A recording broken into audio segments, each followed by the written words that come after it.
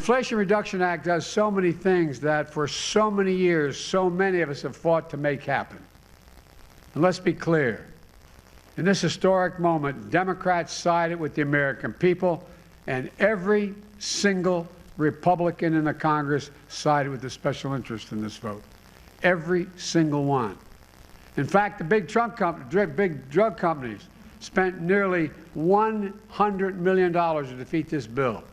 $100 million. And remember, every single Republican in Congress voted against this bill.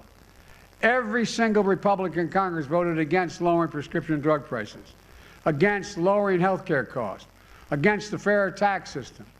Every single Republican, every single one, voted against tackling the climate crisis, against lowering our energy costs, against creating good-paying jobs. My fellow Americans, that's the choice we face.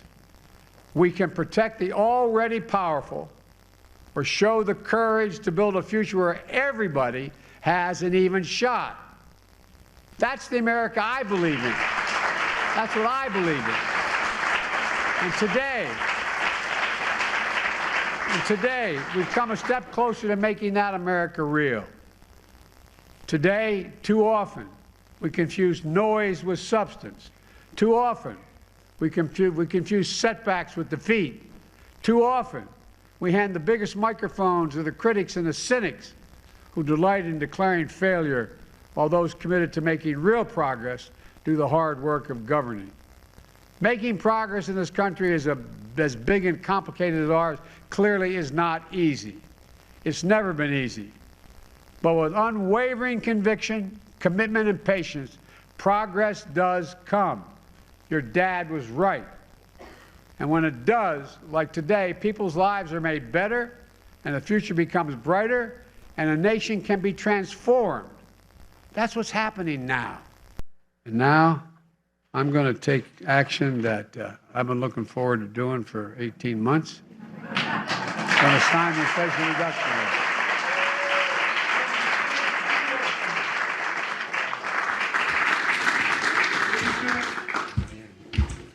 Please sit.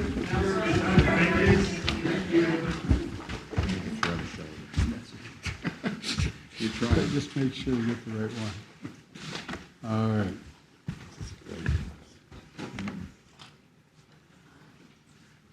Okay.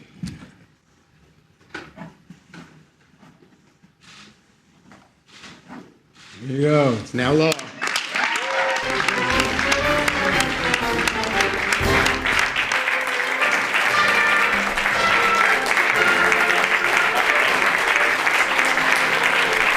Only 3 weeks ago, Joe Manchin and Chuck Schumer revealed their deal for a new reconciliation package that would reduce the deficit, invest in clean energy, lower healthcare costs, and make the rich pay their fair share. 3 weeks in a legislative body where it seems to take years, if not decades, to actually get anything done.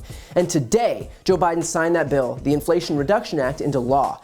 It may seem like just another piece of legislation signed by a president who has no shortage of legislative wins these last few weeks and months, but this is the landmark piece of legislation of Biden's entire presidency. It is a $750 billion package. It gives Medicare the ability to negotiate lower drug prices, a longtime priority of Democrats and those looking to lower the price of our prohibitively expensive drugs. It extends ACA subsidies for 3 years, ensuring that the tens of millions of Americans who rely on Obamacare can continue to afford it.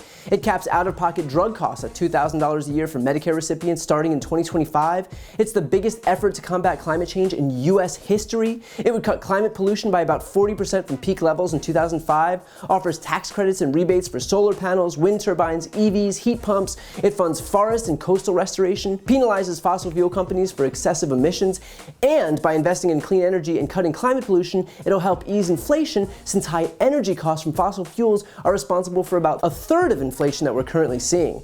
And that's not to mention the jobs that will be created. By 2030, we'll have 950 million solar panels, 120,000 wind turbines, and 2,300 battery plants to store clean energy in the United States. Think about the jobs that'll be created to make those things a reality.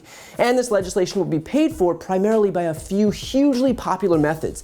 There will will be a 15% corporate minimum tax on billion-dollar companies that currently pay nothing in taxes. There will be a 1% tax on stock buybacks, and it'll fund the IRS, which has been gutted in recent years by Republicans, so that the agency can finally collect revenue from wealthy tax cheats. And I should note, every single provision in this bill is hugely popular. And look, I know there are people out there who say that this bill doesn't do enough, and to that I would refer to this.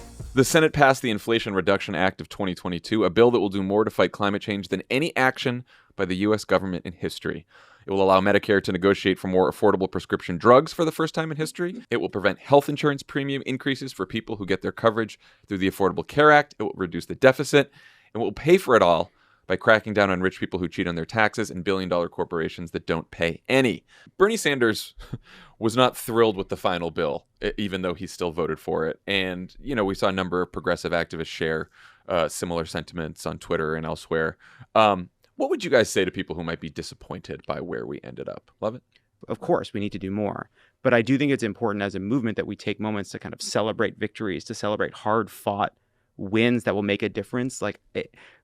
No one wants to be part of a movement where every happy moment is cringe and every victory is a secret loss. It's just not a way to do politics that brings more people in, that's persuasive, that makes people want to be part of your movement. We should declare a victory, not the final victory, but a victory nonetheless. I was just going to say, the celebration is not about the job being done.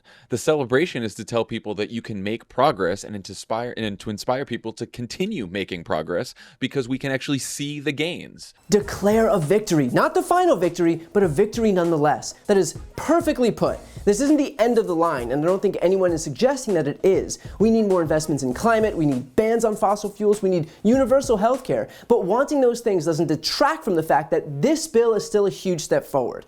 Now, one last note here, and I'm hoping you can do me a favor. That previous clip was from Pod Save America. They have a YouTube channel called Crooked Media. If you're not yet subscribed to them, click the link right here on the screen or in the post description and give them a follow.